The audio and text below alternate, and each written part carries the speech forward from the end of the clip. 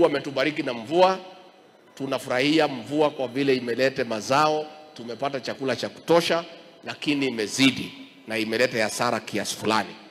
Jana nimekuwa na mkutano ya faragha, hata gavana wenu walikuwa hapo na maofisa wetu wa jeshi, wa polisi, Red Cross, wazungu, development partners. Tumesanya chakula, tumesanya blanketi, tumesanya dignity packs. Tutakuwa tukitembelea watu na tunauliza watu wa Nairobi na watu ya Kenya pia wajichunge. Hata kama serikali inawasaidia, usiende kujitupa ndani ya maji. Nimeona kwa video watu iko na lori wamejaa. Wanaona gari lingine pelekwa na maji, wanarudi hiyo lori wanaigiza ndani ya maji.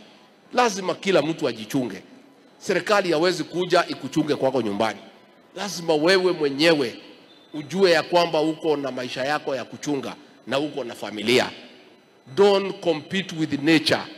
Don't dare nature, itakuumiza. Na ile tumeona people are daring nature na watapata shida. Kwa hivyo mimi nauliza Wakenya pali pote wako wajichunge. Tukisaidiana na serikali, tungangane na hii janga la mafuriko ambaye imetutatiza kiasi. Na tukitigana na isho nake